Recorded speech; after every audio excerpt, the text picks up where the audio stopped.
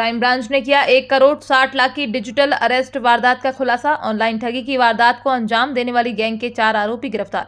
सूरत और मैहर के आरोपी क्राइम ब्रांच इंदौर की कार्यवाही में गिरफ्तार। महिला उद्योगपति के साथ हुई थी 1 करोड़ 60 लाख रुपए की ऑनलाइन ठगी। ठगी से संबंधित सैकड़ों बैंक खातों को कराया गया फ्रीज, जिसमें मिले करोड़ों रुपए के ट्रांजैक्शन। गैंग के सदस्य कॉल पर स्वयं को पुलिस अधिकारी, सीबीआई अधिकारी, आरबीआई अधिकारी बताते थे। फर्जी कूट रचित दस्तावेज भेजकर पुलिस केस में फंसाने का बोलकर करते थे ठगी। डीसीपी क्राइम राजेश त्रिपाठी ने दी जानकारी। ये 9/11/24 को एक मैटर सामने आया था क्राइम ब्रांच में, जिसमें कि एक महिला के साथ में 1 करोड़ 60 लाख रुपए का डिजिटल अरेस्ट हुआ था। इस मैटर पर जो डिजिटल अरेस्ट का तरीका था वो ये था, पहले इनको खूब डराया जाता है और बोला जाता है कि एक जेट एयरवेज के कोई मालिक हैं, क्या आप उनको जानते हो?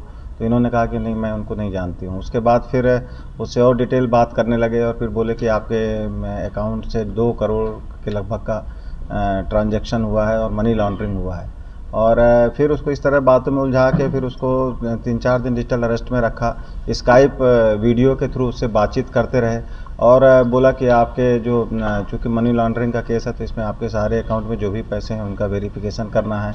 और धीरे धीरे उनसे बात करते करते उनके पूरे पैसे जो भी उनके अकाउंट में थे, जो उन्होंने एफडी की राशि रखी थी, वो सब के सब, इवन जो गोल्ड था उसके भी उसका भी जो पैसा उनका गोल्ड लोन लिया हुआ था, वो सारे पैसे उन्होंने उनसे ट्रांसफ़र कराए।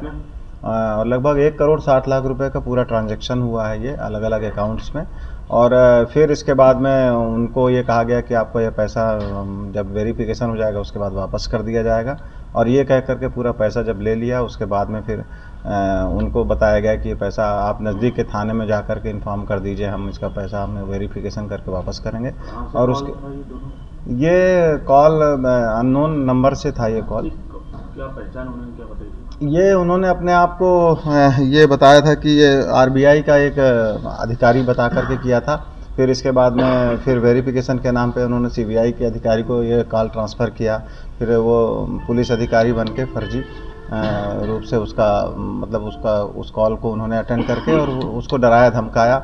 और इवन उनको व्हाट्सएप पर भी कुछ वारंट वगैरह भी भेज करके उनको बताया कि आपके नाम का वारंट है और आपके साथ ये कार्रवाई हो रही है।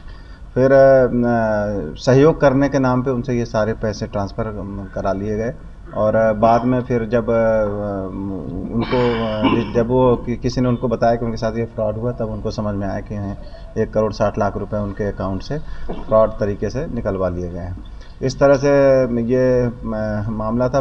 इसके पहले जो 46 लाख का मामला था उसमें भी हम लोगों ने अभी आरोपी पकड़े थे, जिसमें इसमें 1 करोड़ 60 लाख वाले में हमने अभी जो आरोपी पकड़े हैं उसमें से मैहर के 2 आरोपी हैं जिनके अकाउंट में पैसा गया। अकाउंट में ये जो एक लड़का है राकेश बंसल, उसके अकाउंट में लगभग 10 लाख रुपए ट्रांसफ़र हुए हैं। इस अकाउंट को ये जो अकाउंट खोला गया ये उसके ने अपने पिताजी के नाम से खोला था, इसलिए उनके पिताजी भी इसमें आरोपी बनाए गए हैं। और अब इसमें अकाउंट की जांच की जा रही है, अकाउंट किसको दिए हैं इसके बारे में भी पूछताछ की जा रही है। और दूसरा जो मनी ट्रांसफ़र हुआ है वो सूरत में हुआ है लगभग 5 लाख रुपए का। उसमें 2 दोस्त हैं, एक प्रतीक है और एक उसके उसी मोहल्ले में रहने वाला अभिषेक। ये प्रतीक और अभिषेक जरीवाला नाम से हैं, ये गुजरात के सूरत के रहने वाले हैं।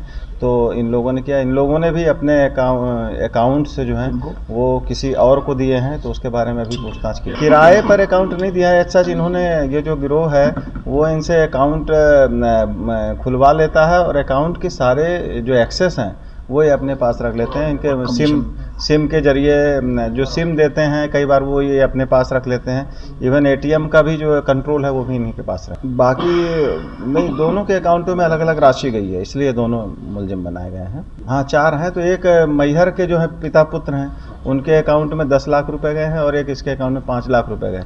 इसमें जो ये गुजरात वाला जो सूरत वाला है, इसमें एक के अकाउंट में पैसे गए हैं और दूसरे ने इस अकाउंट को लिया हुआ है उनसे।